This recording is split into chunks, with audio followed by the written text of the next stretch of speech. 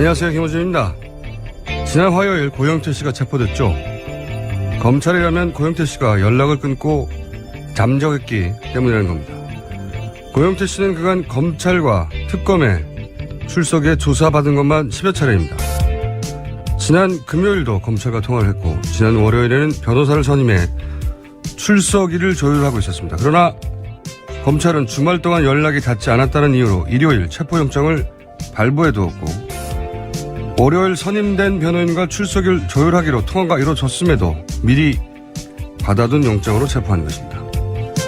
더구나 체포한 사유인 사기죄는 경찰이 지난 2월 무혐의로 송치한 사건입니다. 나머지 뇌물 혐의, 마사회법 위반 혐의, 검찰이 따지고 수사할 수 있습니다. 하지만 이미 몇 달에 걸쳐 검찰 수사에 협조했던 사람을 하루 연락이 제대로 되지 않았다고 변호사가 선임되고 출석일을 조율하는 도중에 갑자기 체포하는 것은 정말 드문 일입니다. 검찰은 왜 이렇게 무리를 하는 걸까요? 고영태 씨를 파렴치범으로 만들어 그동안 진술 신빙성을 떨어뜨려야 할 이유라도 있는 걸까요? 그 이유 제대로 밝혀내려면 이번 선거 정말 잘 치러야겠습니다. 김어준 생각이었습니다. 시사인의 김은지입니다. 자, 선거 대선이 한 달도 안 남았습니다. 벌써. 네. 김은지 기자가 브리핑을 처음 시작한 게 언제죠? 12월 초 정도입니다. 12월 초. 예, 한참 네. 국정농단 사건 최순실 불러갔던데요. 뉴스로만 4개월을 달려왔는데, 예. 어느새 이제 선거예요. 대선이에요. 네. 대선이 한 달도 안 남았어요. 정말 시간이 빠릅니다.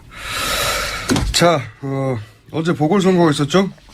네, 결과 나왔습니다. 친박 김재현 자유한국당 후보가 유일한 국회의원 재선거에서 당선됐습니다. 뿐만 아니라 기초단체장 세 자리에서는요, 자유한국당, 민주당, 무소속 이렇게 한 명씩 당선됐습니다. 경기도 하남시장 보궐선거에선 민주당 오스봉 후보가, 포천시장에는 자유한국당 김종천 후보가 당선됐습니다. 그리고 광역의원 재보궐선거에서는요, 총 7곳이 있었습니다. 자유한국당 후보 3명, 국민의당 2명, 민주당 1명, 무소속 1명이 당선됐고요.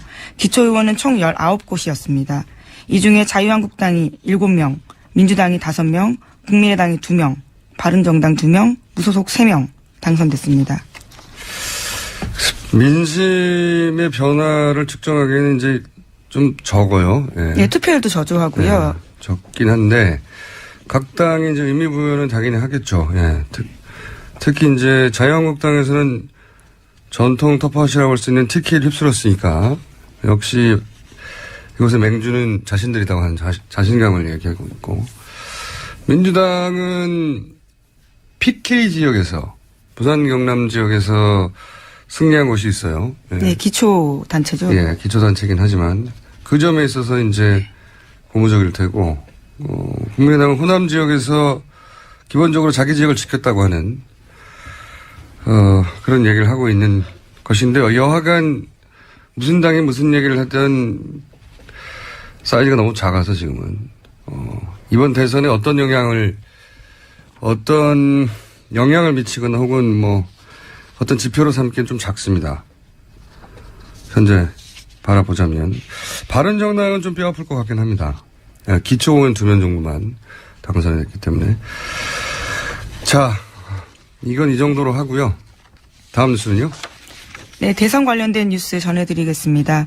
어제 문재인 후보는 재정 지출을 2배로 확대해서 일자리를 늘리겠다, 이런 계획을 발표했는데요.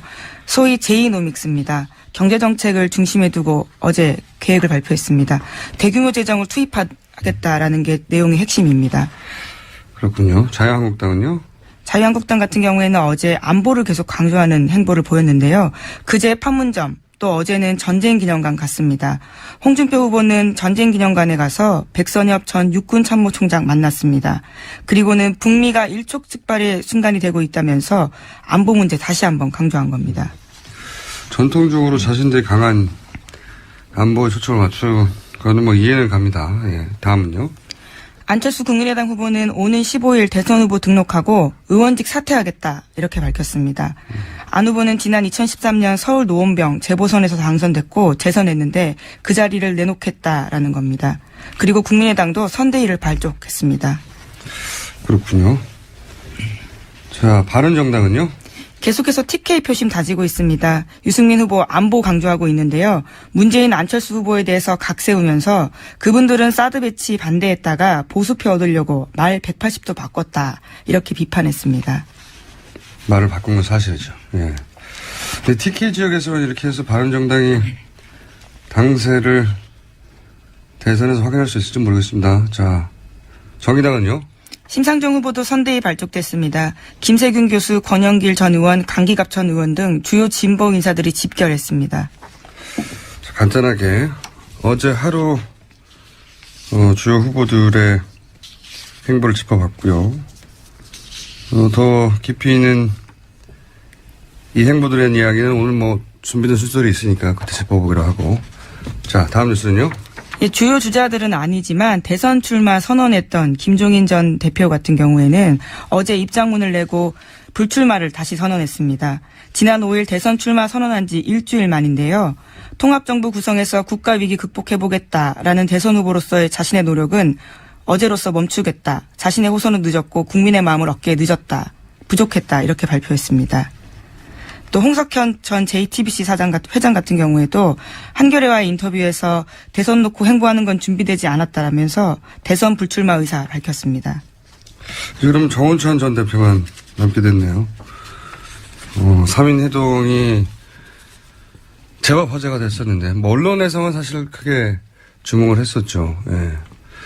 근데 이 3인이 이렇게 뿔뿔이 제갈길을 가게 된 것은 아무래도 정운찬 전 총리가 저희와 인터뷰한 결과가 아닌가. 사두체제라는 비밀을 그때 인터뷰 와중에 얘기함으로 해가지고 이 모임이 와야 된 게 아닌가 하는 이 말에 책임감을 저는 느낍니다. 다시 한번 인터뷰를 모셔서 그 이야기를 들어보시는 건 어떠신지. 저 인터뷰를 하면서 이제 사두체제라는 굉장히 신선한 정치 실험을 얘기하셨다가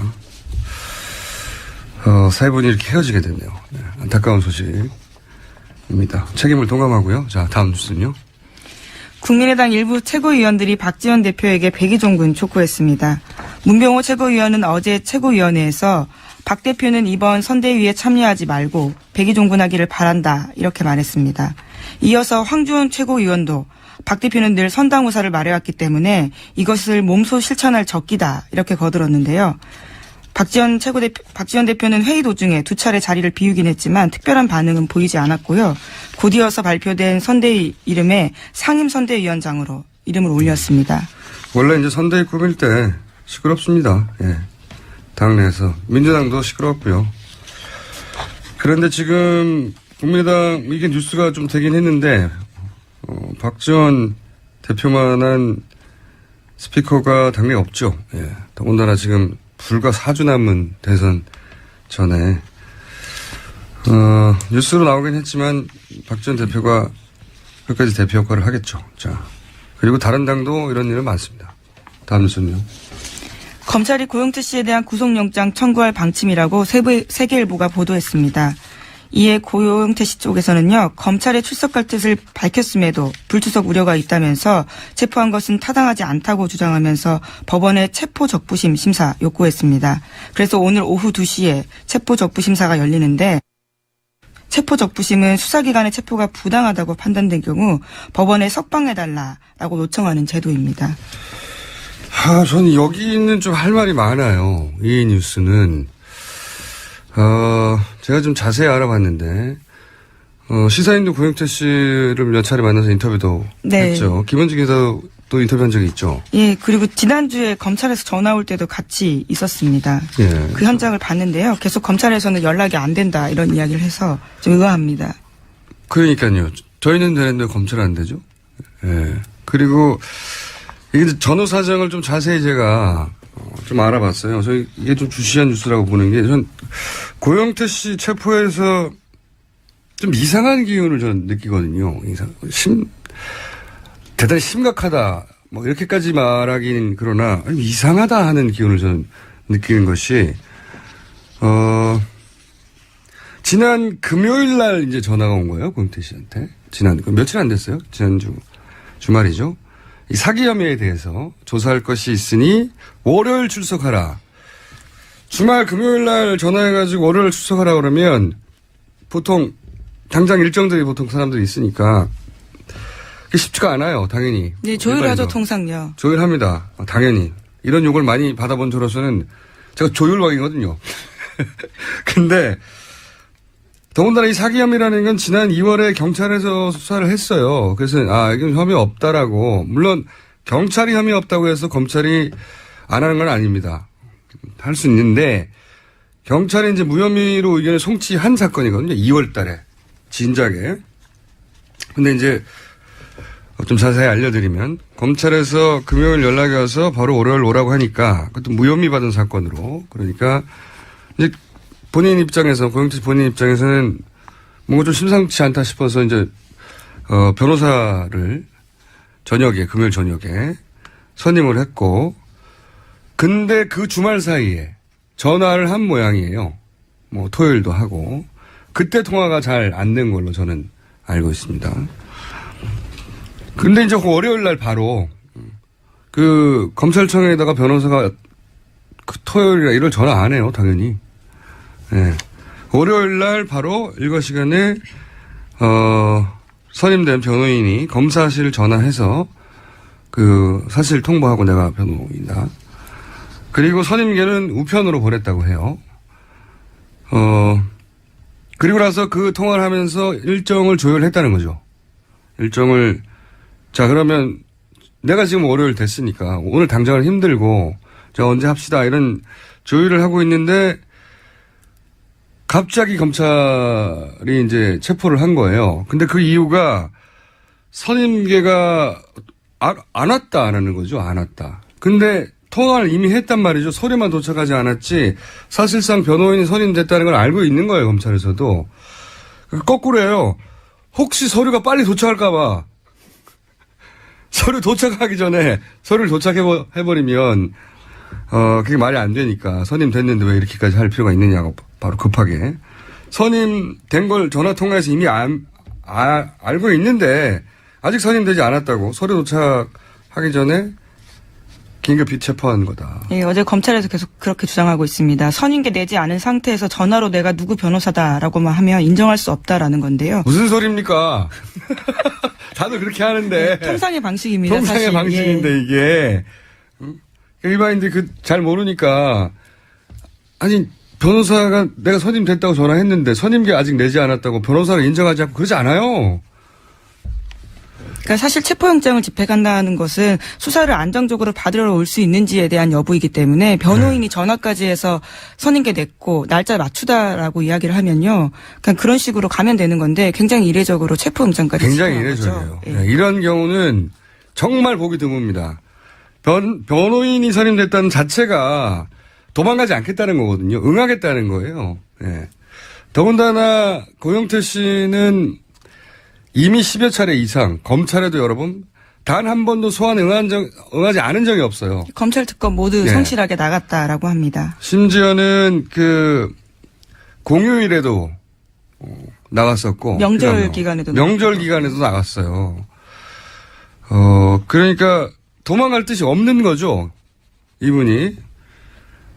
그래서 검사하고 일정 얘기를 시작하면 당연히 검사는 변호인이 선임됐다는 건 도망가지 않고 법적으로 대응하겠다는 거니까 일정되기 시작하면 체포하지 않아요. 예. 그건 뭐 누구한테 주변에 변호인한테 있으면 물어보십시오. 예. 더군다나 이 체포할 때 정식으로 소환 요구를 하지 않았어요. 소환장을 보내지 않았습니다. 검찰이. 당시까지만 하더라도.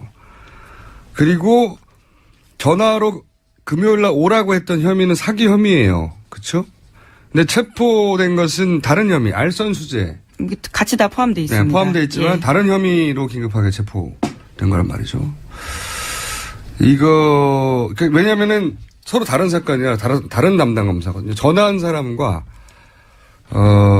이 건으로 체포를 하게 만든 검사하고 다른 사람이라고 볼 수도 있는 거예요. 예. 형사 7부와 첨단 1부가 하고 있다. 이렇게 어제 검찰은 밝혔습니다. 네. 다시 한번 강조하는데 고영태 씨는 지금 몇 개월입니까 벌써 이 국정농단 전국이 벌어진 이후로 그 이후로 소환에 불응한 적이 한 번도 없단 말이죠. 더군다나 이번에 정식으로 소환장에 낸 게 아니, 소환장으로 부른 게 아니라 그냥 전화한 거예요. 자기들도 전화. 급하게.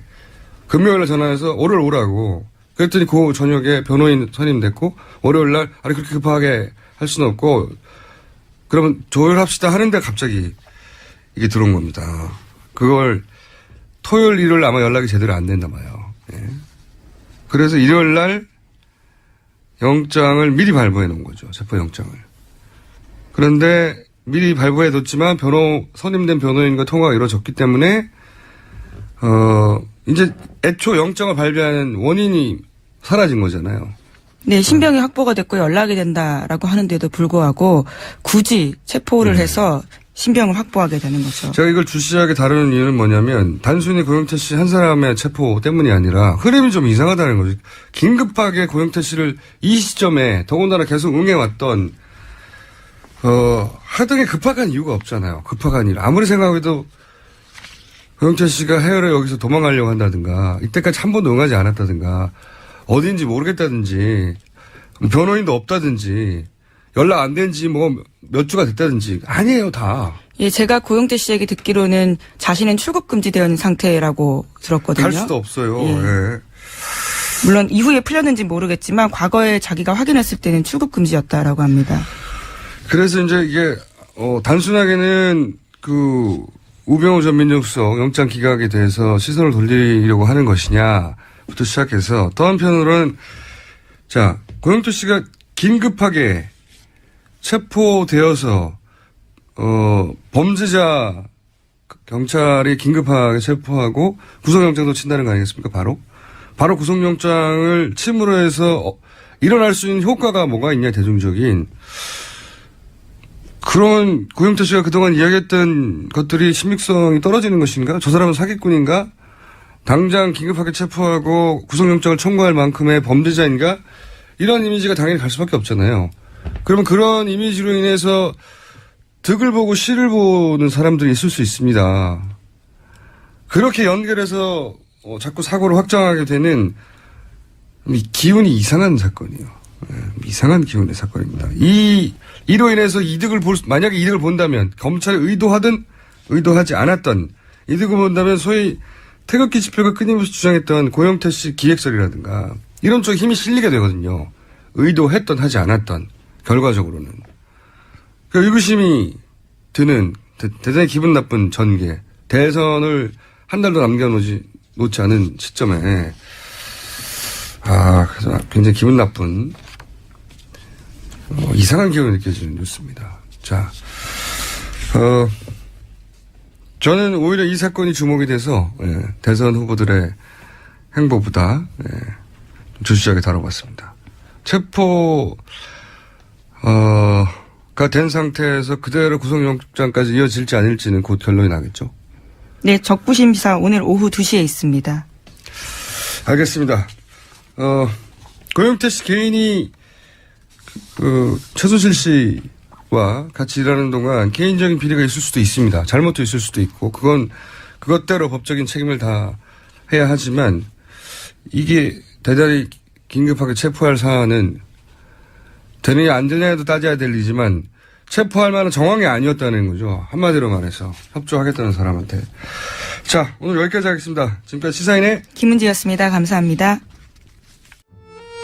뉴스공장과 함께 온 전통의 코너, 전통의 강자, 내부자들. 새로 생긴 내부자 너희 코너가 빠르게 치고 올라오고 있고 한두 주 이내에 대체될 수도 있습니다. 요일이. 그러나 현재까지는 뉴스공장 최고의 코너, 바른정당의 김성태 의원님 나오셨습니다. 예, 안녕하세요. 김성태입니다. 더불어민주당의 안민석 의원님 나오셨습니다. 네, 끝나지 않은 전쟁의 저자이며 단설 유치원과 병설 유치원의 차이를 분명히 분간하는 안민석 의원입니다. 우리 안민석 의원께서는 이제 좀 여러모로 방송에 참 적절한 용어 선택과 또 내용에 대해서 상당히 심각한 수준까지 왔죠. 저도 그 덕분에 이 내부자 둘 방송 내용을 비밀 녹취록이라고 이렇게 호도를 당하고 있어요. 비밀록시요. 몇백만이 듣고 있는데. 그러니까 국정조사 특위 청문회 영상을 이걸 악의적으로 편집을 해가지고 의원님 나온 부분을요? 마구잡이로 지금 허위사실로 지금 유포되고 있어요. 편집을 어떻게 해가지고 SNS에서. 어떤 식으로. 그러니까 안민석 의원이 3년 전인 지난 2014년에 국회 대정부 질문을 통해서 네. 최순실과 정유라의 존재를 예. 처음으로 세상에 알렸단 말이에요. 그렇죠. 그때까지만 하더라도. 그 이후에 이제 끈질기게 그 문제를 추적하고 또 문제 제기한 장본인이 안민석 의원입니다. 그렇죠, 그렇죠. 그래서 결국 대통령 탄핵까지 이어졌다는 그런 얘기를. 첫 출발은 아무도 사실 주목하지 않았던. 그래서 내가 미약한 이 출발이었지만. 방송에서 네. 사실상 박근혜 대통령 탄핵을 가지고 대한민국 국민이 누가 마음 좋아하는 사람이 있겠습니까? 그렇지만은 이 최순실 국정농단의 이 진실의 퍼즐을 맨 처음 캐기 시작한 사람은 안민석 의원이에요. 그렇죠. 그 이야기를 이 방송에 한 거는 수차례였지 않습니까? 그렇죠. 그건 사실이고요. 그런데 네. 이걸 탄핵 3년 기획설로 이렇게 둔갑이 됐어요. 그래요? 제가 지난주 방송에서도 말씀을 드렸지만은 누구나 생각이 다르면은 반대 의사를 표출할 수 있습니다. 때로는 항의나 시도할 수 있는 당연하죠. 것이죠. 예. 그런 행위들은 어디까지나 이는 법적 테두리 안에서 이루어져야 하는 것인데 이런 공개적인 방송에서 이루어진 그런 내용을 마치 짜집게 해가지고. 그렇죠. 안민석 의원이 박근혜 대통령 탄핵을 위한 기획을 3년 전에 했다. 했고 또 거기에 마치 김성태 의원도 연루가 된 것처럼 이렇게 편집을 그러니까 하고 있는 민주당과 바른정당이 3년 전부터. 그래서 저도 참 이 방송하기 정말 어려워요. 그래서 참 이게 의원님 정리해보면, 그러니까 안민석 의원이 3년 전에 그때는 시작은 작은 거였죠. 그때 대정부 질문을 통해서 예. 시작된 거죠. 그 작은 질문으로부터 시작돼서 그때 이렇게 큰 그림인 줄 모르고 시작했지만 어쨌든 3년 전에 그 첫 질문으로부터 이 탄핵에 이르기까지 과정의 첫 출발이 그때였다라고 말씀하신 거를 편집해서 엮어가지고 3년 전에 기획을 했는 걸로. 박근혜 탄핵을 기획을 했다. 이 세력이 이렇게 유포되고 있는 겁니까? 그렇죠. 그래요. 제가 기획했어요. 안철수 지지율이 뜨니까 별 이상한 일이 다 있는데요. 네. 우병우 풀려나고 잠깐만요. 그게 어디서 지금 돌아다니고 있는 거예요? 지금 SNS 상에서 돌아가셨어요. 진원지가 어디입니까? 무슨. 저는 그거는 구체적으로 밝히고 싶지는 않아요. 다만 제가 기획했어요. 의원님 혼자 아이, 참. 이 모든 촛불 집회와. 가당치 않은 이야기고요. 아무튼 안철수 후보가 지지율이 뜨니까 별일이 다 생기는데요. 우병우 풀려나고 고영태 구속되죠.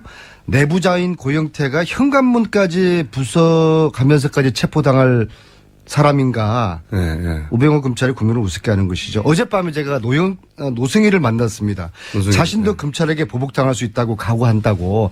검찰이 자기 이런 식으로 체포하거나 노영태처럼 하면은 자기는 하여튼 검찰 앞에 빨가벗고 자기가 출두하겠다고 그런 이야기 하면서 분노를 좀 자아내고 있고요. 또 어제 최순실이가 안민석을 수사하라고 법정에서 외쳤습니다.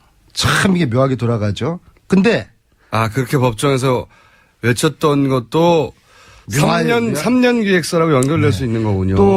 그러고 보니까. 또 뉴스공장이 입조심하라고 방통위 1차 징계를 받았지 않습니까? 의원님 때문에요. 저 때문이죠. 그리고 다음 주에는 2차 중징계 절차에 들어간다고 제가 의원님 때문에요. 저 때문입니다. 근데 제가 뉴스공장에서 안철수 혼밥 논란을 야기했고 이것을 김어준 공장장이 제지하지 않았다고 안철수 측에서 항의를 했고 방통위가 징계를 했어요.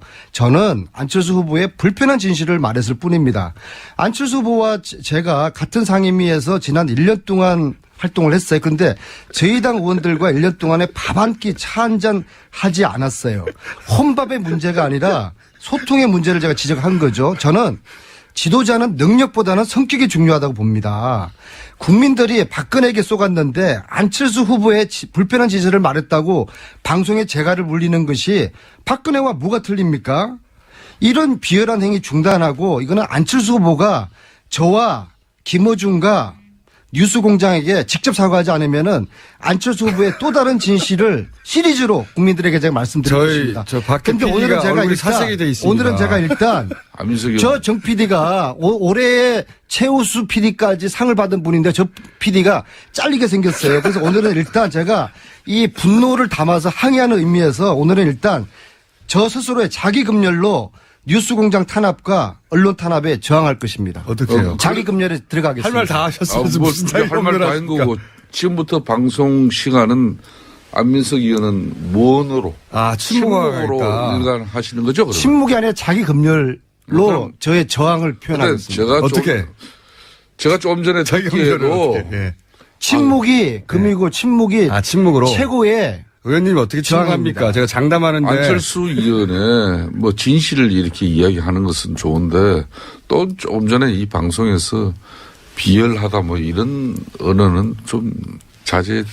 그리고 여기 국민의당이 없지 않습니까? 항의를, 반론을 제기할. 그래서 이제 제가 중간에 개입해가지고 중간중간에 얘기를 해야 하는데 의원님이 뭘 뭐 아시다시피 안민석 의원은 대한민국에 누가 말겨도 저 대책이 없는 분 아니에요? 제가 지금 이 순간에 침묵하신다면서요. 제가 지금 이 순간에 예술가들이 느끼는 자기 금열 고통 그리고 기자들이 느끼는 자기 금열의 고통을 느끼고 있어요.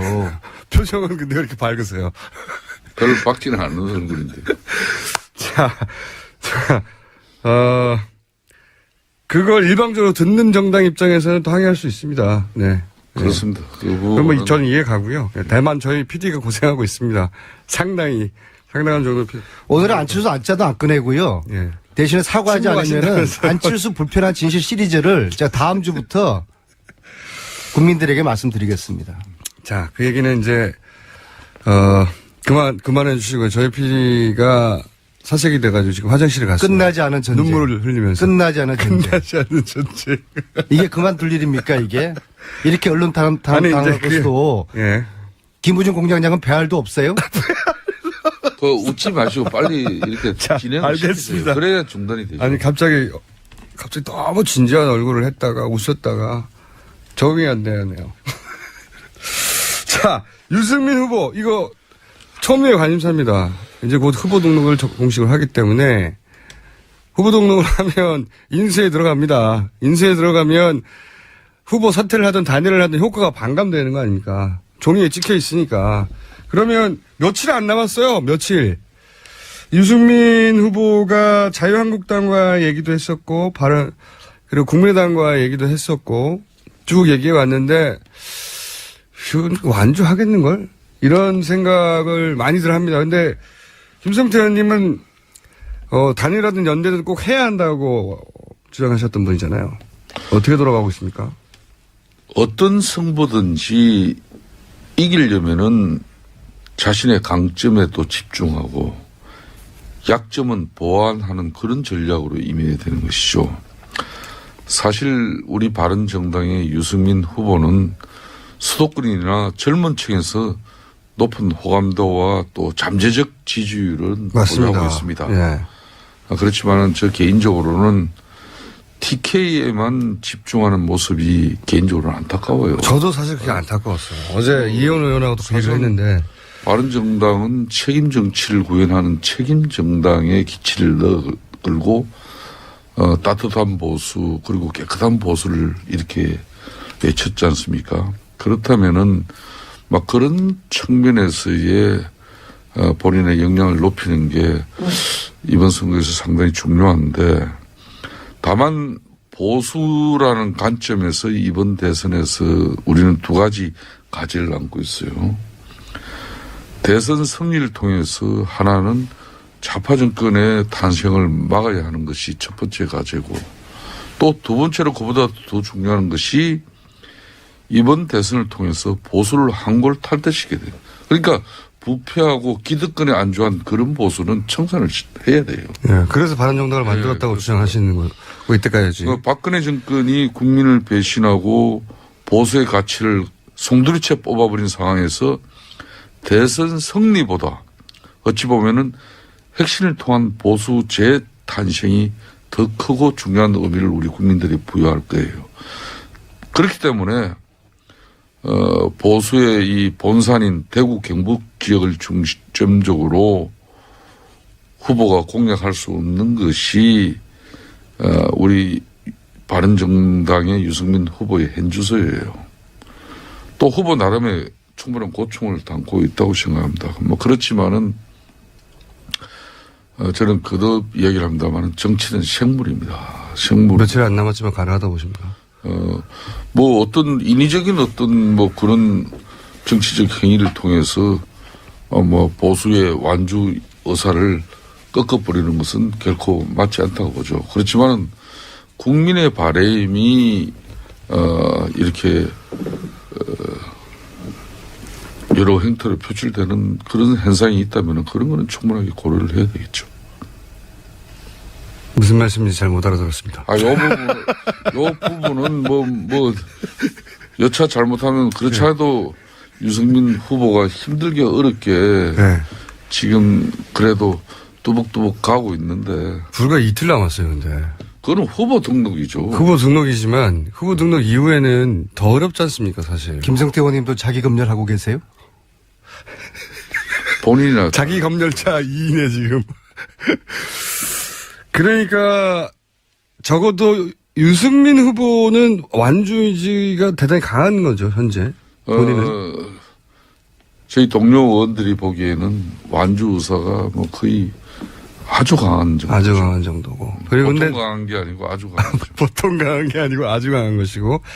근데 당내에서는 여전히 그럼에도 불구하고 자유한국당이든 혹은 국민당이든 연대든 어떤 액션이 있어야 되는 거 아니냐는 의원들이 계신 거죠, 물론. 있죠. 거듭 이야기합니다만은 정치는 생물이기 때문에 대선 이후에 정치 지행이나 또 우리 당의 진로 문제를 왜 고민하지 않겠습니까? 뭐 그런 부분은 뭐 어떤 행태로든지 바른정당의 정치인들이니까 할 수밖에 없어요. 그렇지만 중요한 것은 우리 자신들이 뽑아낸 후보니까 후보가 맞습니다. 지금까지는 우리가 후보를 뒷받침했고 또 어떻게 보면 후보를 위해서 모든 걸 다 했다고 봐요. 그렇지만은 향후 당의 진로와 바른정당 33명의 이 정치인들의 길을 위해서는 어떤 길이 맞는 것인지. 마지막. 이런 부분은 또 후보도 이제 깊게 또 고민할 때가 됐죠. 후보 등록하고 나면 불과 20며칠 남습니다. 24일, 23일 남았어요. 23일 남습니다. 23일이면 4주도 안 되는 거죠. 예. 3주 3주 이틀은. 정도죠. 사실상 통상의 선거라면 선거 막판이어서 변수가 거의 없는 지경에 도달하는 건데, 당내의 의견은, 그러니까 유승민 후보는 완주 의지가 아주 강하고, 당내의 의견은 어떤 식으로 갈려 있습니까? 완주하자, 자유한국당이다, 국민의당이다, 세 개로 나누면 몇 대 몇 대 몇 정도입니까? 그걸 그렇게 정확하게 몇 대 몇으로 또 구분해서 답변을 이끌어내려고 하는 궁금하니까요. 김어준 공장장이 저희가 또 저는 아니 말 그어서 제가 정확하게 구분해주면 바른정당은 바로 분란이 일어나요. 그럼 분위기는 어떻습니까? 대세는 가장 큰 대세는 대선은 우리 유승민 후보가 완주하니까 열심히 잘 뛰어서 좋은 빨리 좀 우리 정당 지지율과 후보 지지율이 좋아지길 바라는 마음이 간절할 뿐이죠. 그 대구에 TK 지역에 너무 갇혀 있는 거 아니냐는 지적들은 당내에서 그건 제가 아까 했지 않습니까? 그렇죠. 그건 좀 벗어나야 돼요. 안타까워요. 사실. 대한민국이 어디 TK밖에 없습니까? 근데 TK에서 배신자라고 지적받는 게 후보 당사자에게는 좀 아픈가 봅니다. 거기에 처음부터 유승민 후보는 사실상 본인의 또 정치가 이분이 비례대표 하고 난 거기가 다음에 고향이죠. 물론 정치적 고향이고. 대구 정치 고향이에요. 그러니까 그 TK 정서를 가지고 늘 정치를 했다고 해도 과언이 아니죠. 그래서 거기서 인정받지 못하는 것을 견디기 힘들어하는 거군요. 그 상당히 힘들어하고 본인 마음 아파하고 또 물론 전국적인 우리 국민들의 이번 조기 대선에서의 바람도 본인이 누구보다 잘 알고 있습니다. 그렇지만은 항상 대구 경북에 대한 어떤 그런 원성과 탄성 또 그런 부분에 대해서 늘 본인이 힘들어하는 건 사실이죠. 지금 이 방에서 제일 힘들어하는 건 안민석 의원인 것 같습니다. 지금 본인이 자기 검열하는 거라고 입을 일부러 닫고 계신 거잖아요. 얼마나 말을 하고 싶으실까? 먼저 끝나지 않은 전쟁 지난주 출판 기념회에 우리 김호준 공장장이 와주셔서 그리고 김성태 의원님도 와주셔서 성안이 끝나서 대단히 감사들 말씀도 전하고 그날 팔린 책이 전부죠, 이때까지. 인쇄가 그날 다 나갔습니다. 그날 지금 팔린 책이 첫판이 이제 며칠째 지금 그 인쇄를 충분하게 찍는다고 그 인쇄소 직원들이 지금 코피가 흘렸다고 합니다. 보통 이제 미리미리 준비해 놓는데 일세로 끝날 걸로 출판사에 생각했나 보죠. 예. 당일날 2,000권인가 3,000권이 다 매진이 돼서요. 예. 왜 책을 이것밖에 안 찍었냐고 해서 오신 분들 사이에 뭐 싸움도 나고 뭐 출판사는 그랬어요. 알았던 거죠. 여기서 끝날 거라는 걸. 지금 교보나 영풍에 그거 책이 지금 없어요. 없어서 그건 다 팔렸으니까. 그 책을 그렇죠. 구하러 온 2,000권 찍어서 분들이 2,000권 달아. 예. 막 항의하고 지금 아주 곤혹을 치르고 있다고. 그럴 리가 출판사에서. 있겠습니까? 자, 그런 분들 계시면 저 방으로 보내주십시오. 그래서 아니 끝나지 않은 책을 많이 사셨군요. 끝나지 않은 전쟁 책 홍보로 혹시 오인받을 수 있으니까 끝나지 않은 전쟁에 대한 이야기를 이 정도로 하고요. 지금 왜 안 썼어요? 이제 그만하세요. 예. 그 어제 보궐선거 있었는데 결과가 저희들에게 굉장히 고무적이었어요. 특히 이 국민당 후보하고 붙은 곳이 9곳인데 그중에 7대2로 저희들이 이겼습니다. 경남에서는 저희들이 처음으로 도의원을 이겼고요. 특히 수도권 민심을 알 수 있는 하남시장 선거에서 여기는 이제 사당이 후보를 다 냈는데 여기서 저희 당 후보가 이겨서 굉장히 고무적인데요.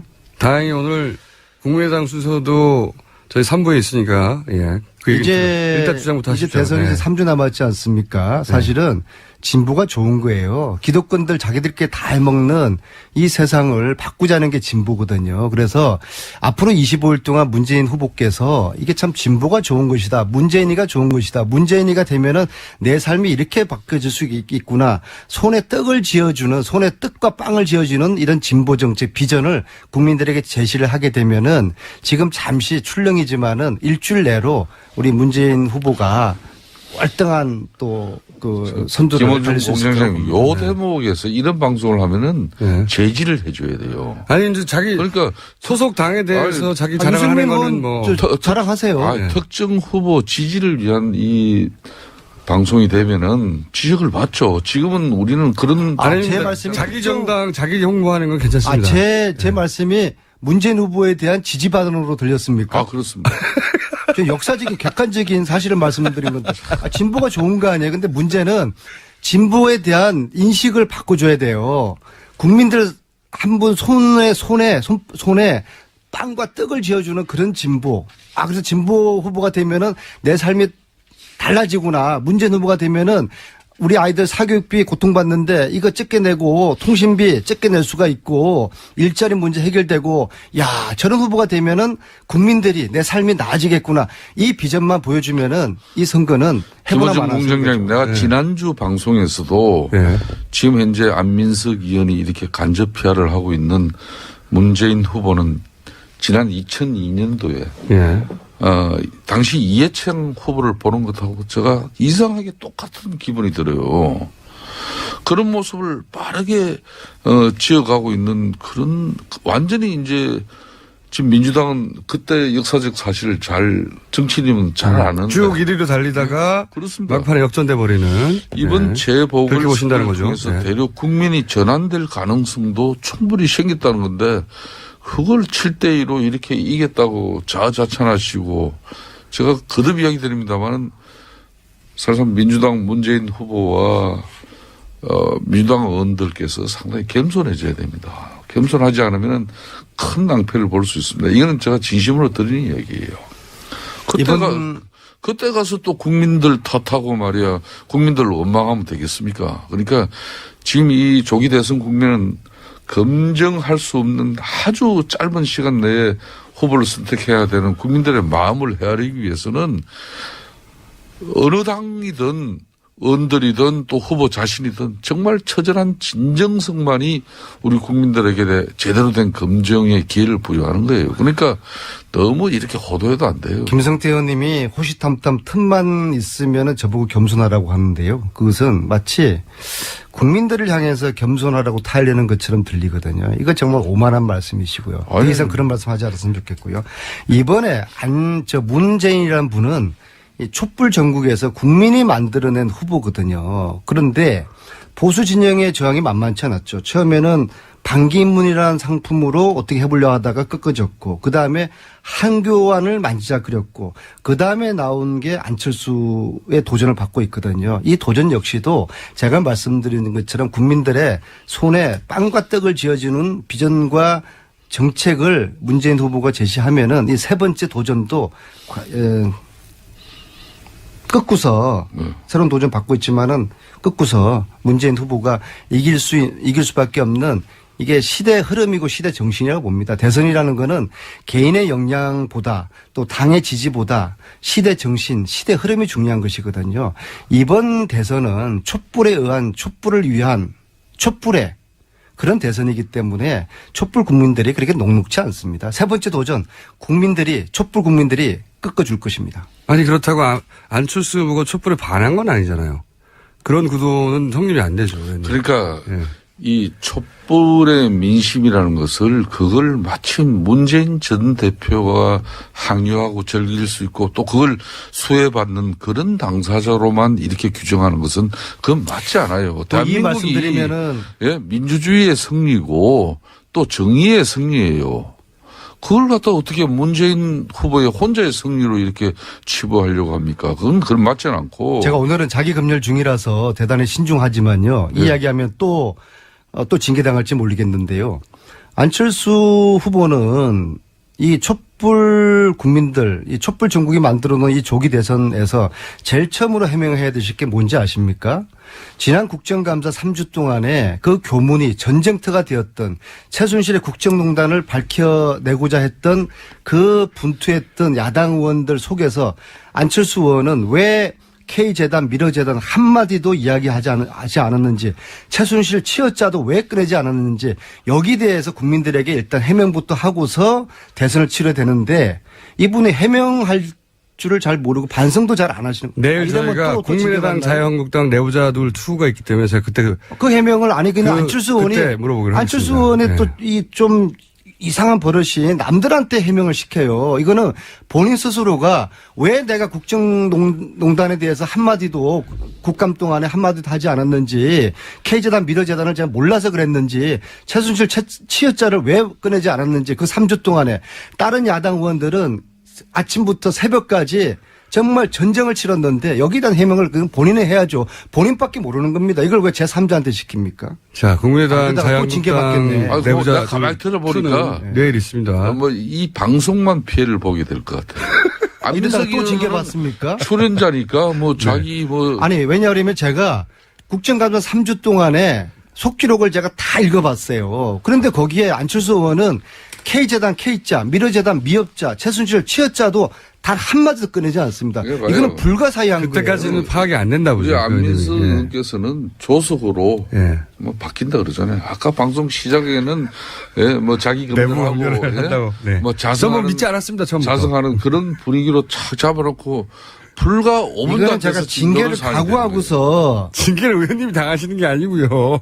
저희 PD가 당하는 거예요. 그게 불행한 일이에요. 이런 이야기하는 게 징계를 받는다는 게 이게 21세기에 이런 언론 탄압이 어디 있어요. 그러니까 균형을 갖추면서 하세요. 균형을 갖추면서. 아니 그러면 안철수 후보도 잘못된 부분은 당연히 방송에서 출연진이 비판할 수 있죠. 그렇지만은 너무 편파적으로 편협적으로 일방적으로 하면 그게 문제가 돼요. 오늘은 제가 김성태 의원님이 하나도 존경스럽지 않네요. 이거는 제 의견을 말씀드린 게 아니라 팩트를 말씀드린 거예요. 국정감사 3주 동안에 다른 모든 의원들이 의심하고 있어요. 아니, 신기해하고 있어요. 왜 안철수 의원이 너무 오랫동안 하셨으니까 이제 그 반복 안 하셔도 될 것 같고요. 그 얘기는 진실과 사실은 되풀이하고 되풀이해서 국민들이 아셔야 될 거 아닙니까? 처음에 제가 3년 전에 최순실의 국정농단 알렸을 때 아무도 안 믿었어요. 이 이야기를 듣는 정치자들이 과연 진짜 3주 동안 안철수 후보가 최순실 치여자도 안 꺼냈을까? 안 믿겠죠. 오늘 자제하시는 속기록에 대한 근거를 가지고 말씀드리는 거예요. 팩트예요. 제 의견이 아닙니다. 이 김어준 공장장님, 이 방송을 지금 현재 문재인 후보가 많이 청취한다는 이야기를 들었는데 문재인 후보 이걸 들을 일 없다고 저는 보긴 하는데 지금 오늘 안민석 의원이 아, 충성. 보통 때하고 다른 그런 모습을 보이고 있죠. 심지어는 오늘 자제한다고 하셔놓고. 자제가 아니라 거의 뭐. 더 강한 어조로. 아니 뉴스 공장이 탄압받고 언론이 탄압받는데 피가 거꾸로 쏟아요. 탄압받는 이게 아무렇지가 않아요? 웃고 있는데. 아 공장장. 이게 웃을 일이에요? 의원님이 그렇게 만들어주시고 있는 거예요, 지금. 아니 혼밥이라는 계속해서 거는 더 혼나라, 더 혼나라. 지난 이렇게. 1년 동안 우리 야당 저희 의원들하고 PD의 더불어민주당 의원들하고 뺨을 상의해서 왼쪽을 때렸다, 오른쪽을 밥 한 번 때렸다. 안 먹었는데 이게 사실을 이야기했다고 제가 징계를 받고 뉴스공장이 중징계를 지금 받게 생겼는데 이게 피가 거꾸로 솟지 않습니까? 제가 중징계 결정된 건 아니고. 제가 보기에는 이 코너. 자기 딸은 중학교 1학년 때 종교조합 보내고서 교육 대통령 되겠다 하는 게 말이 되는 겁니까 이게? 아유, 참. 예? 안민석 의원님, 그렇게 감정적으로 이야기하면 안 돼요. 분노가 치밀어 오라요. 예? 조시하면은. 단설과 병설의 이 차이도 모르는 후보가 대통령이 되겠다고 하는 이 사실. 단설과 병설은 웬만한 후보들 다 모를 겁니다, 그 차이를. 유치원에. 동네 애엄마들이 다 아는 걸 갖다가 대통령 후보가 모른다는 게 말이 됩니까? 자, 자제하고. 뭘 자제해요, 지금. 자제하고 한다고 하셨는데. 가만히 그냥 하신다고. 방치하시고 김어준 공장집에서. 제가 지금 지금 자제되지 와서 않았습니까? 안민석 의원을 자제. 현재 지지율 1, 2위를 다투고 있는 더불어민주당 문재인 후보와 국민의당 안철수 후보 간의 공방이 점점 치열해지고 있습니다. 해서 오늘 이 시간에는 양당 관계자 두 분을 동시에 전화로 모시고 최근의 이슈들 짚어볼까 합니다. 더불어민주당 문재인 후보 선거대책위원회 홍익표 수석 대변인 연결되어 있습니다. 안녕하십니까, 의원님? 네, 안녕하세요. 홍익표입니다. 반갑습니다. 네. 국민의당 안철수 후보 선거대책위원회 김경진 홍보본부장 연결되어 있습니다. 안녕하십니까, 의원님? 네, 안녕하십니까. 김경진입니다. 네. 자, 오늘은 시간이 충분하진 않지만 현재 이슈가 되고 있는 사안들에 대해서 간략하게 서로 짚고 반론하는 시간을 좀 가져볼까 합니다. 먼저, 더불어민주당 홍익표 의원님에게, 어제죠. 어제 안철수 후보 부인 특혜 채용 사실에 대해서, 사실 확인이 됐다 주장을 민주당에서 했는데 어떤 내용입니까? 네, 안철수 후보의 부인이신 김미경 씨가 카이스트에서 서울대 교수로 채용될 때 사실상 안 후보와 함께 1+1으로 특혜 채용됐다는 사실이 이제 문서로 저희가 확인을 했습니다. 결국 이제 김미경 씨가 서울대와 카이스트의 각각 채용 계획이 수립도 되기 전에 이미 채용 지원서와 관련 서류를 작성해 놨다는 거죠. 그리고 안 후보하고 같이 자기의 임용과 관련된 서류를 동시에 이미 준비를 합니다. 그러니까 즉 이미 안철수 후보와 같이 김미경 교수가 채용되는 것을 전제로 해서 준비를 했다는 것이죠.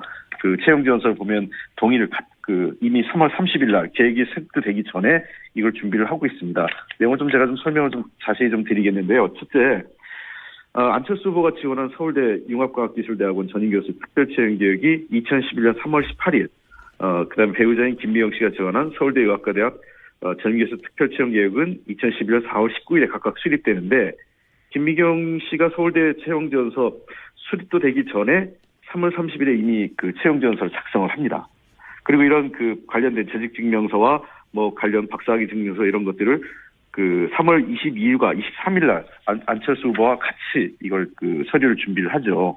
그리고 2011년 6월 2일에 서울대 정년 보장과 관련된 임용심사위원회에서 회의할 때도 연구 실적이 미흡하고 전문성이 부족하기 때문에 이건 정년 보장을 해주는 것은 어렵다는 비판이 있음에도 불구하고 사실 이걸 그냥 그대로 허용을 해줍니다. 그래서 결국 우리는 이거는 상당 부분 안철수 후보의 영향력 하에 특혜 채용된 것이다 이렇게 좀 보고 있습니다. 자, 여기 대해서 국민의당 김경진 의원님 반론해 주자면요. 그러니까 채용 전에 서류를 준비하는 것은 당연한 것 같고요. 안철수 후보하고 지금 김미경 부인하고 두 분이 서울대 의대 같은 캠퍼스 커플 아니겠습니까? 이 김미경 교수 같은 경우는 지금 서울대 의대 졸업하고 서울대 의대에서 지금 병리학으로 석사, 박사, 그다음에 성균관대학교에서 교수, 그다음에 이제 미국 유학 가서 미국에서 이제 로스쿨 3년 다니면서 캘리포니아 주립대 변호사, 뉴욕주 변호사 자격증 2개 땄고 미국에 있는 스탠포드로 기억하고 있는데 스탠포드 대학교에서 법과 의학 그 연구소에서 거기서 개건 연구원을 지금 2년을 했었거든요.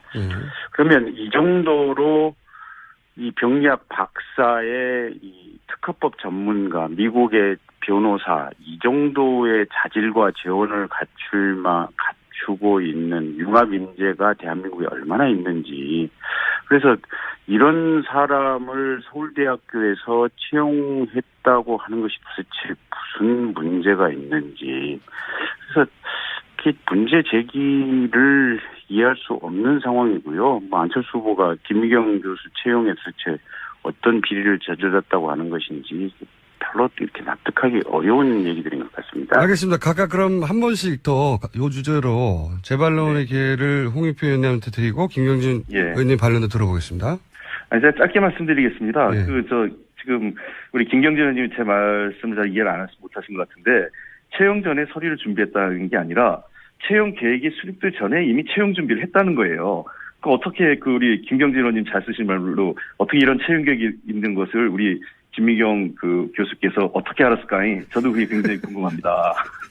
그리고 두 번째는 이 안철수 후보하고 이 김미경 교수가 공동으로 같은 직장에 근무한 게 한두 번이 아니에요. 단국대 의대 91년에 2월까지 단국대 의대 학과장으로 재직하다가 군에 입대한 직후에 91년 3월에 김미경 교수가 조교수로 임명이 되고요. 또 카이스트에도 함께 2008년에 들어가고 서울대에도 2011년에 비슷한 시기에 같이 임명됩니다. 이게 한두 번이 아니라 결국은 이러한 형태가 3번씩이나 반복됐다는 거는 다분히 안철수 후보의 위치, 그다음에 여러 가지 활용한 특혜 채용이라고밖에 볼 수가 없는 거죠. 자, 김경진 의원님. 아마 두 분이 서울대학 의대 캠퍼스 커플일 때부터 아마 상당히 이렇게 금슬이 좋았던 것 같고요. 꼭 아마 어쨌든 이분이 아까도 말씀드렸다시피 그런 이제 소소한 디테일은 저로서는 아직까지 지금 파악을 못 해봤는데 이게 그 정도로 한국에서 다양한 어떤 연구 경험과 경력, 그다음에 학위, 그다음에 미국에 가서 미국의 변호사 자격증까지 또 미국의 유수 대학의 연구원까지 이 정도 한 사람이라면 서울대학 이 교수로 임명되는데 하등에 무슨 하자가 있을 수 없고요. 저희가 알기로도 서울대학교 당시 총장님이나 이 채용을 담당했던 분들도 위원회 의결을 거쳐서 이 채용이 이루어졌고 그 과정이 아무런 문제가 없다라고 답변을 이미 했던 걸로 알고 있습니다. 그래서 너무 지나친 말씀 아닌가 싶습니다. 알겠습니다. 요약하면은 민주당에서는 안철수 후보 지명도 때문에 1+1 채용된 거 아니냐라고 이제 공격하시는 거고 국민의당에서는 무슨 소리냐. 충분한 자질과 자격이 있다. 이렇게 말씀하신 걸로 제가 이해했습니다. 자, 이번에는 저희가 사안이 많아서요. 좀 빨리 넘어가 보겠습니다. 이번에는 이제 국민의당이 먼저 민주당이 문제 제기할 내용입니다. 민주당의 문재인 후보 아들 채용 논란 충분히 해명되지 않았다고 보시는 거죠, 아직도? 그러니까 당시에 이제 고용정보원의 원장님이 이제 권재철 씨라는 분이었는데요. 그러니까 이제 이분이 문재인 민정수석실 산하에 이제 비서관으로 근무를 하다가 이 고용정보원 원장으로 간 상태였고, 이제 거기서 어쨌든 사람을 채용하는데 실제 이제 그때 당시에 아마 비정규직을 정규직으로 이제 전환하는 절차와 더불어 이제 외부 이제 신규 채용이 이제 있었던 모양인데 어쨌든 외부 지원자 같은 경우에는 2명 응시해서 지금 2명 합격했는데 공교롭게도 지금 그 2명 중에 1명이 지금 이 문재인 씨 아드님 문준용 씨거든요.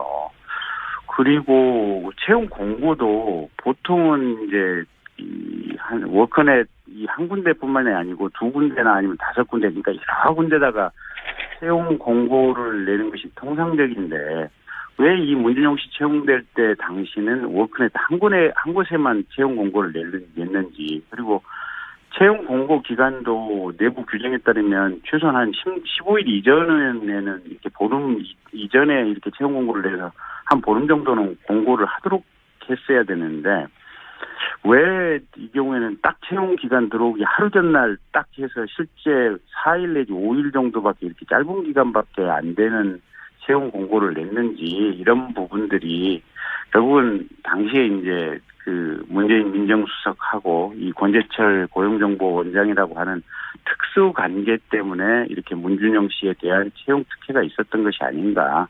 이런 의혹을 우리가 합리적으로 이렇게 제기할 수 있는 거죠. 자, 반론해 주시죠, 홍익표 의원님. 네, 어쨌든 아마 우리 사회가 이 특권, 그다음에 그 권력 있는 사람들의 자제가 특혜 채용된 거에 대한 여러 사례가 있다 보니까 아마 이 사례도 그렇게 보여지는 것 같습니다. 우선 우리 사회에 그런 현상들이 반복되고 의혹을 근본적으로 해소하지 못한 거에 대해서 정치인 한 명으로서 일단 국민들께 사과드리고 싶고요. 다만 근데 이 문제는 이미 그 이명박 시절에서 다 그 검증되고 확인된 사실입니다. 그 문재인 후보와 아무 관련이 없고 특혜 사실이 없다는 것이죠.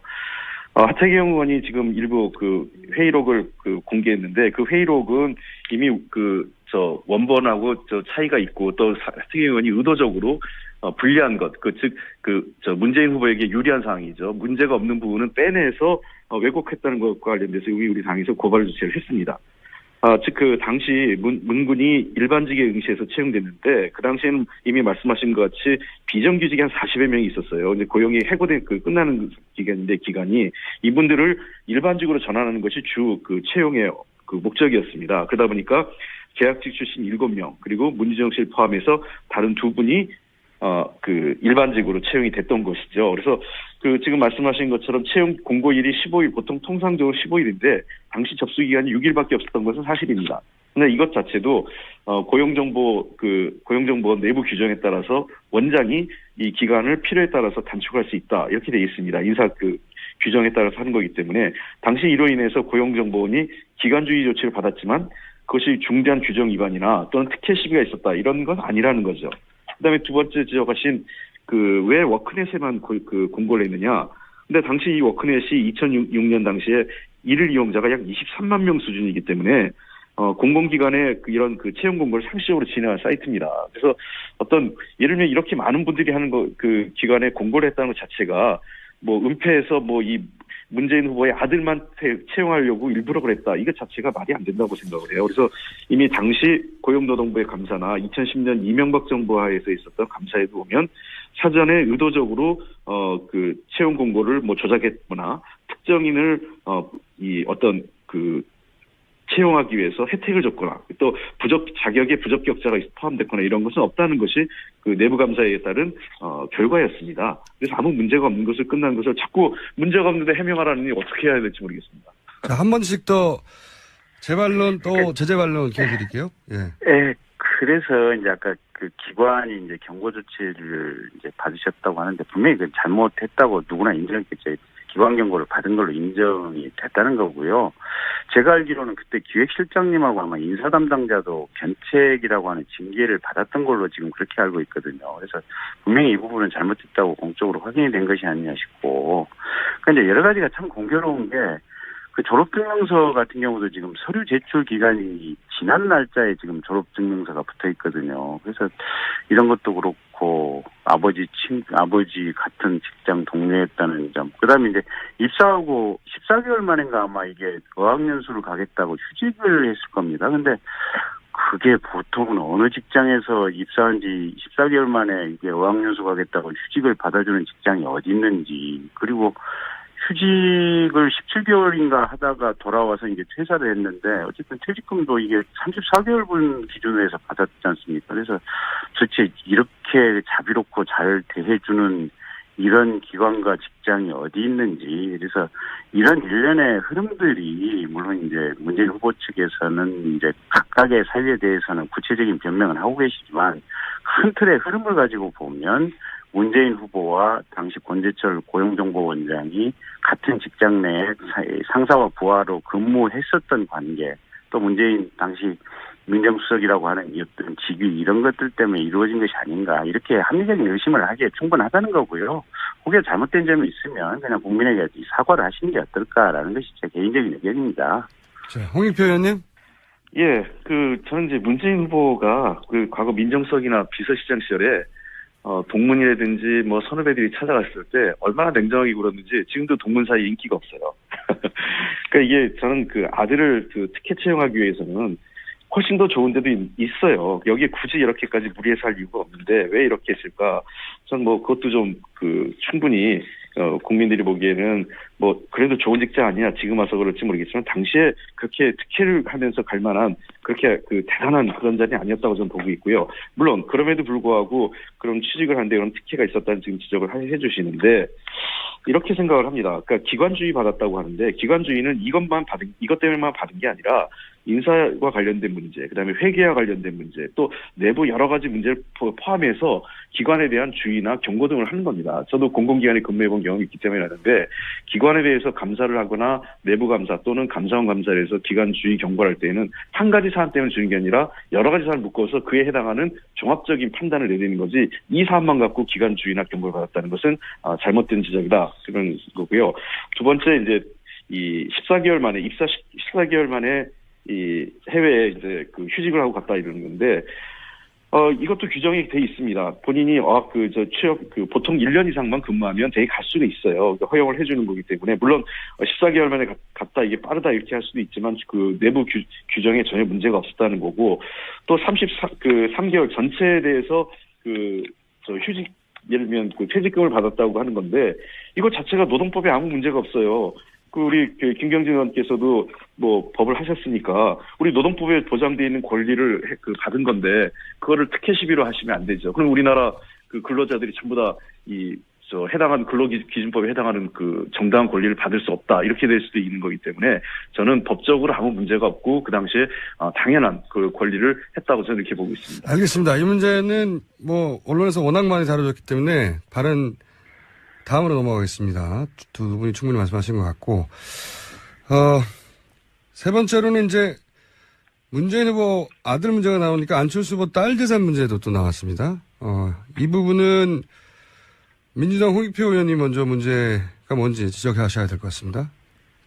글쎄 이 안철수 후보의 따님 문제는 어젠가 우리 안 후보께서 재산 공개를 하셨어요. 네. 그래서 만약에 이제 그게 사실이라면 저는 특별히 문제가 되지 않을 거라고 생각을 해서 더 길게 말씀드릴 건 없는데 다만 이제 한 가지 지적하고 싶은 거는 이제 안 후보께서 약속하신 대로 후보 등록 때 따님에 관련된 내용을 서류로서 그냥 말씀하신 내용을 뒷받침하시면 이 문제는 해소가 될 것 같다 이렇게 생각이 되고 다만 우리가 지금 처음부터 문제 제기가 됐던 거는 안철수 후보 본인이 지금 법안 발의한 게 직계 전속 가족에 대해서 재산 고지를 의무화하자는 거 아니겠습니까? 네. 본인이 법안을 그렇게 내시고 스스로 자신의 따님에 대해서 재산 고지를 거부한 것 자체가 본인의 어떤 의정 활동과 실제 자신의 문제하고는 다르기 때문에 저희가 지적을 한 거죠. 그래서 이번 기회에 어쨌든 후보께서 재산을 공개하시고 또 후보 등록 때는 따님의 재산에 대해서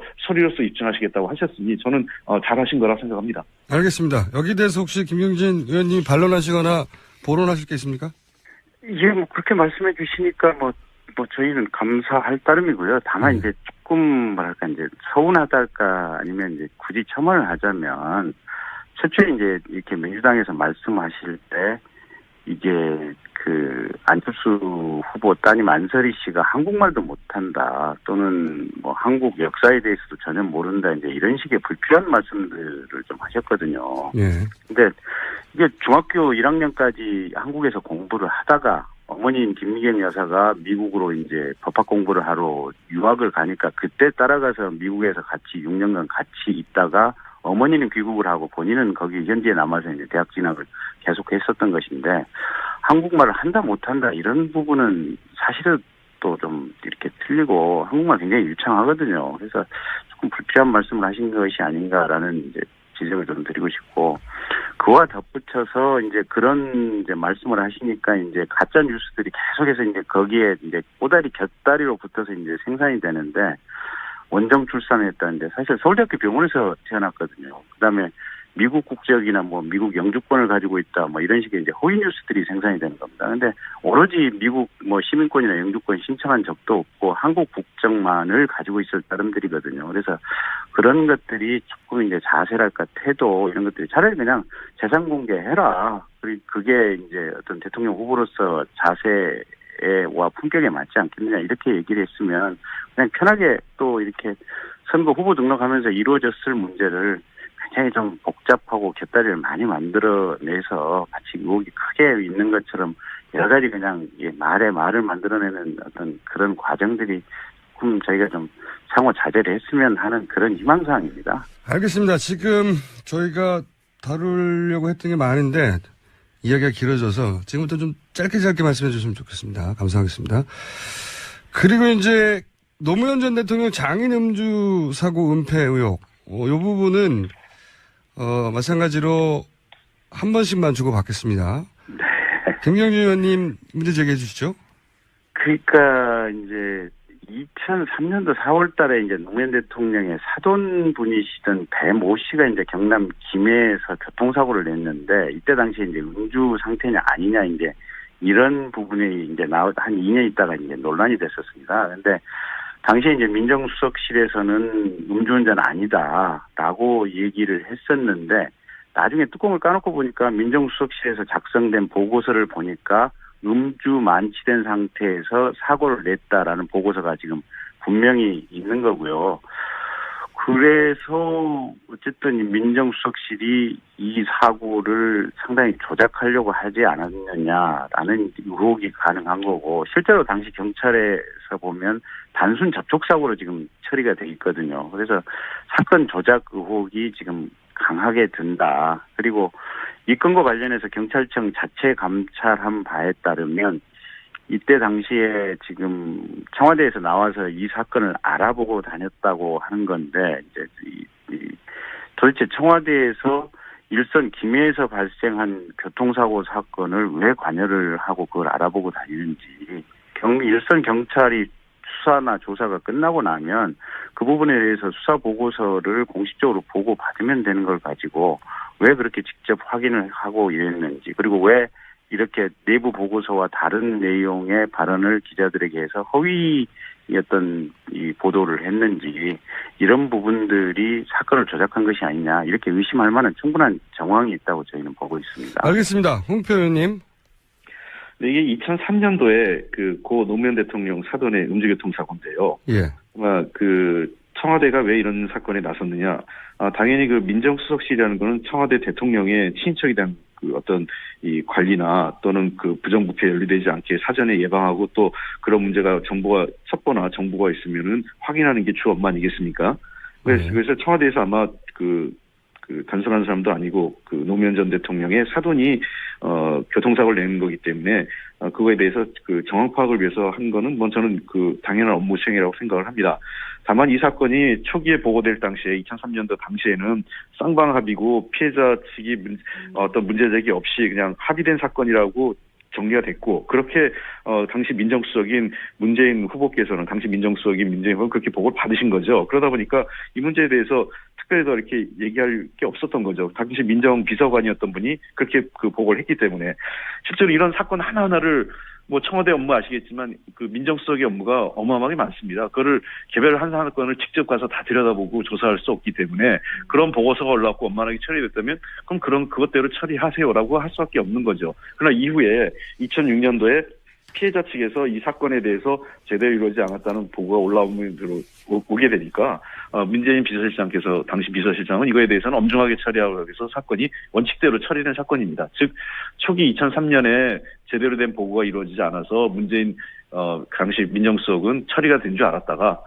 그다음에 2006년에 이후 피해자 측의 문제 제기에 따른 민원 접수를 받고 원칙대로 처리한 사건이다. 그래서 저는 이게 특별하게 무슨 고의적으로 은폐하거나 또는 문재인 수석이 당시 민정수석이 뭔가 이거를 개입해가지고 대통령 일가를 보호하기 위해서 부당한 권력을 행사했다 이렇게 얘기하는 것은 너무 과한 해석이고 불필요한 어떤 정쟁을 위한 대거팁 아닌가 이렇게 생각을 합니다. 알겠습니다. 저희가 사실 많이 준비했는데 이야기가 길어져서 양쪽에서 오가는 현안들이 뭔지 한번 제대로 짚어보려고 오늘 이 시간 준비했는데 오늘은 요거 한 가지 더 하면 시간이 다 될 것 같습니다. 좀 간략하게 문제 제기해 주시고 반론해 주시기 바랍니다. 안철수 후보 단설 유치원 신설 자제 공약 이게 이제 저희가 드릴 마지막 질문인데 이게 논란이 크게 됐습니다. 홍익표 의원님.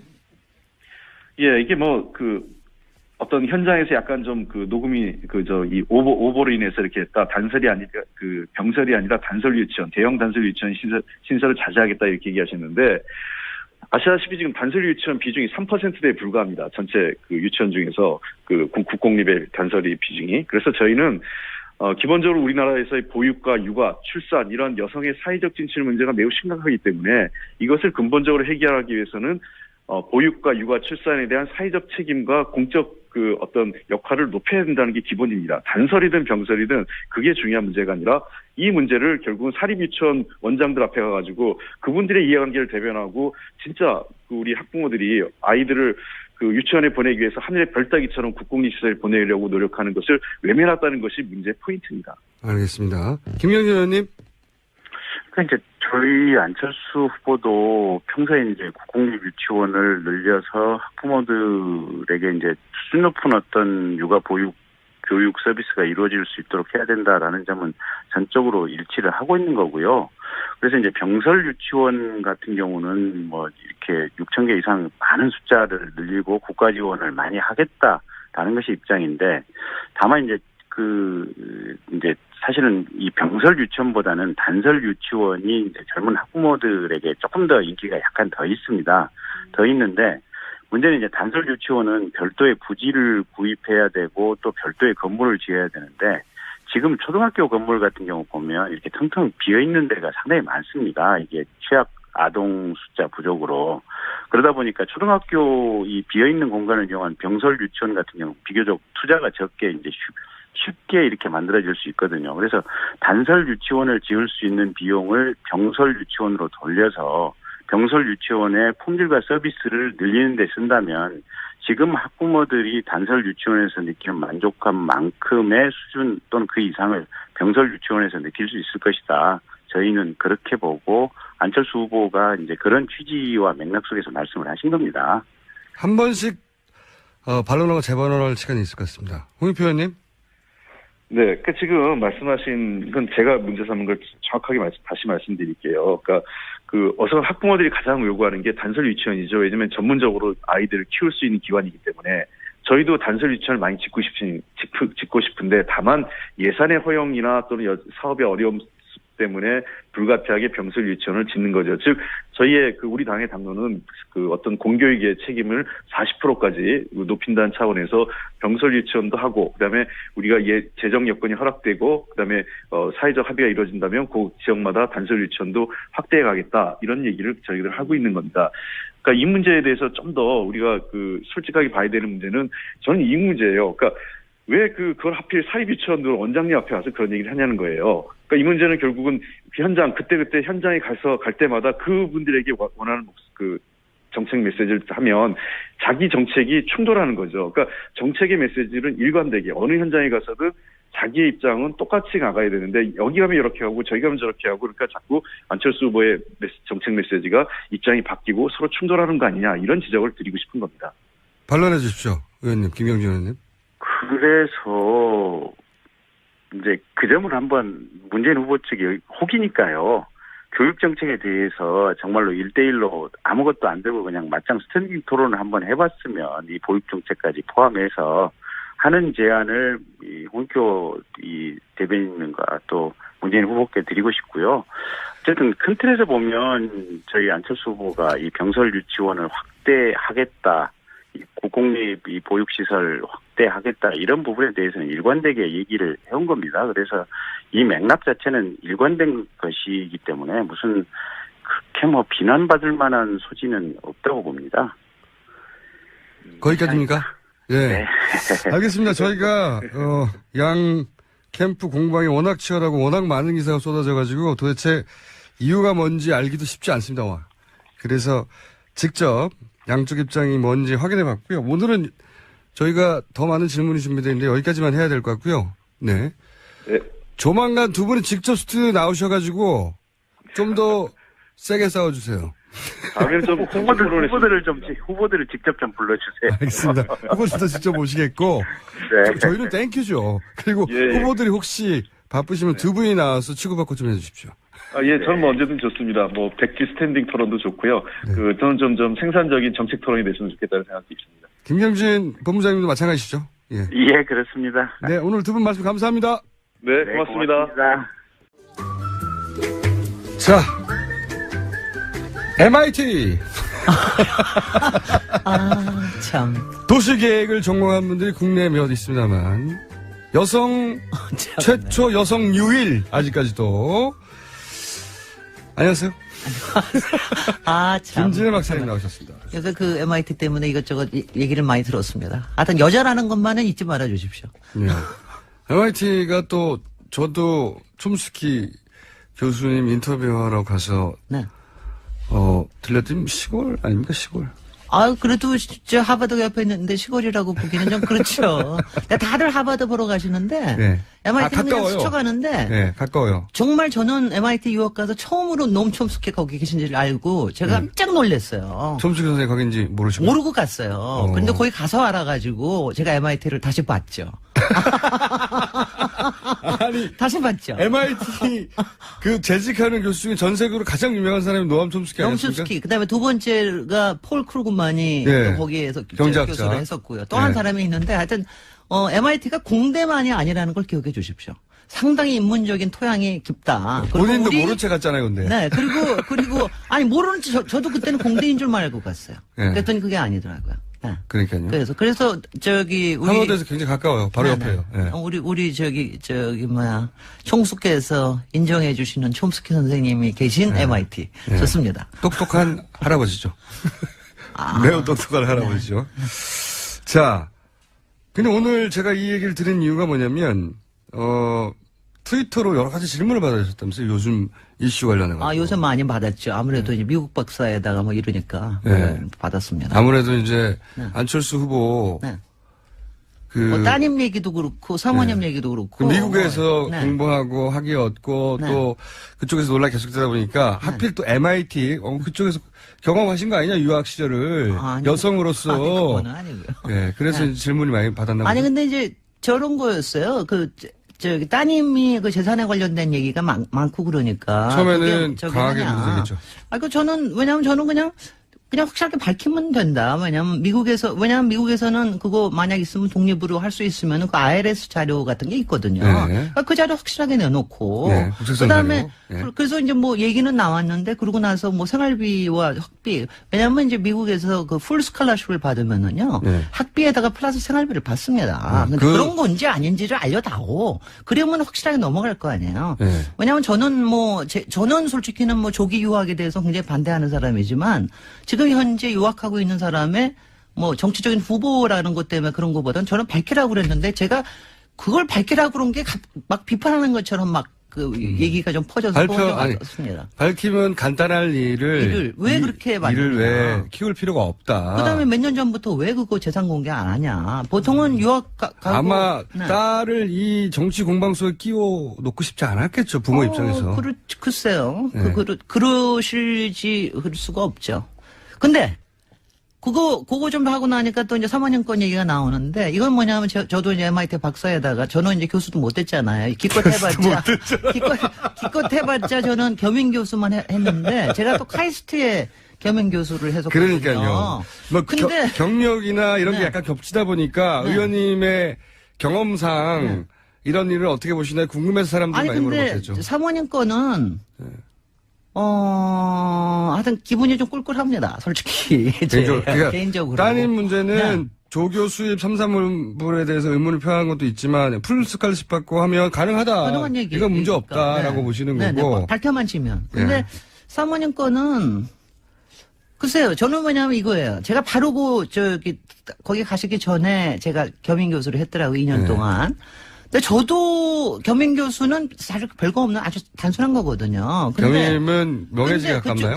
아니야, 그건 아니고 이제 강의하고 그거에 대한 굉장히 실비 정도의 것만 받아요. 근데, 근데 거기는 석자 교수거든요. 정문술 석자 교수라는 건 뭐냐면 돈을 300억을 이사장이 내고 추천을 했기 때문에 안철수 교수가 되신 거예요. 네. 정교수로 그것도. 근데 거기에다가 사모님을 플러스 1을 한다.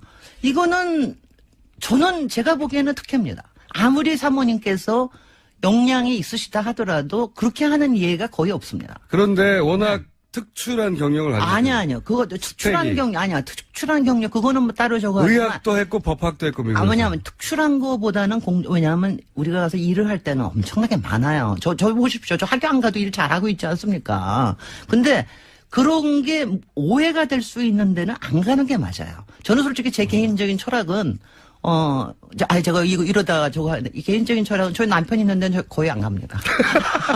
아니, 그쪽하고는 안 놉니다. 근데 이럴 수 네. 있지 않습니까? 이제 오늘 방금 앞에 네. 이 얘기를 다뤄서 저도 생생해서 말씀을 드려보자면 박사님의 이 삶의 철학은 네. 부부관계와 일을 섞지 말자. 네. 여서 가능하면 안 간다고 하시는 건데 네. 거꾸로 네.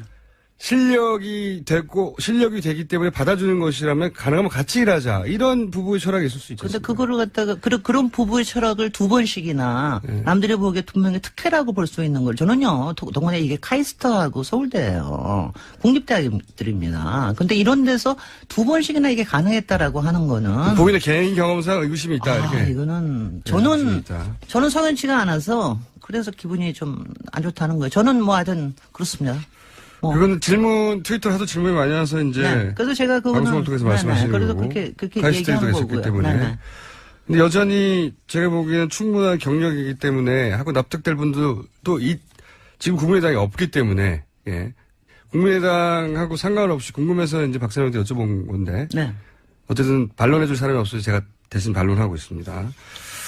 충분히 스펙이 되고 예. 그리고 부부 철학이 그러하다라고 이제 국민의당의 입장이 인 것 같고요. 자, 오늘은 다시 본론으로 들어와서 지난주에 뉴타운은 사기다 여기까지 했죠. 아니, 그러니까 우리가 지난번에는 이제 개발 공약이 왜 대선 후보 공약이 될까? 그 전에 이제 뉴타운에 대해서 사기다 이렇게 얘기를 했는데, 그러니까 뉴타운의 대안에 대해서 우리가 얘기하려고 그러다가 제대로 못 했었거든요. 그래서 이제, 그러면 뉴타운의 대안은 뭐냐? 그 뉴타운 말고 할 수 있는 게 있냐? 이런 질문들을 저도 또 굉장히 많이 받아요. 네. 그럼 어쩌려고 그러는 거냐? 네, 어쩌려고 그러는 거냐? 오래된 주택들 뭐 어떡하라는 거냐? 제가 이제 질문 받은 게 크게 두 가지예요. 네. 왜냐하면 사람들 마음속에, 아니, 그래도 뉴타운으로 해가지고 아파트 개발하고 이렇게 하는 게 좋은 거 아니야? 그 좋다는 건 뭐냐면은, 그래도 그렇게 하면은 아파트 수가 많아져가지고 사람들이 들어가 살 기회도 많아지고, 동네도 낙후된 게 좀 좋아지고 이러는 거 아니야. 요 두 가지예요. 네. 그 다음에, 그거 한 가지하고 또 하나는 뭐냐면은, 다른 거로 어떻게 할 수 있는 방법이 없잖아. 그러니까 뭐 어떻게 하라고? 어떻게 하란 말이야. 네, 요거 두 가지거든요. 동네 낙후됐는데 뭐 하긴 해야 되잖아. 낙후됐다는 말도 참 싫어요. 낙후된 말이요. 제가 개발 공약이라는 말도 안 좋은데 낙후됐다는 말을 우리 쓰지 말고 동네가 좀 쇠퇴했다고 그럽시다. 그의 삶이.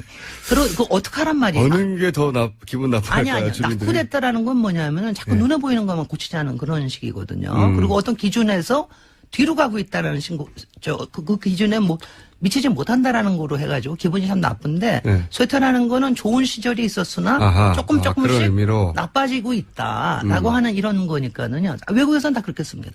그런 식으로 씁니다. 한때 사실은 사람들이 그렇게 많이 모여 있다는 건 네. 그 지역이 한때 잘 나갔다는 얘기죠. 그럼요. 예. 그리고 정말 보금자리고 이랬는데 이게 여러 가지 상황이 바뀌면서 그리고 저 아파트 단지들이 막 침범을 하면서 이게 상대적으로 낙후된 거로 보이는 거죠. 쇠퇴해져 가고 말하자면. 있는데 이 문제는 어떻게 할 것인가? 글쎄요. 근데 그거에 대한 질문이요. 그래서 제가 이렇게 얘기를 했어요. 일단은 제일 중요한 거는 뭐냐면은 아파트 단지로 개발을 하면은 원주민들이 10%에서 15%밖에 못 삽니다. 다 쫓겨나가요.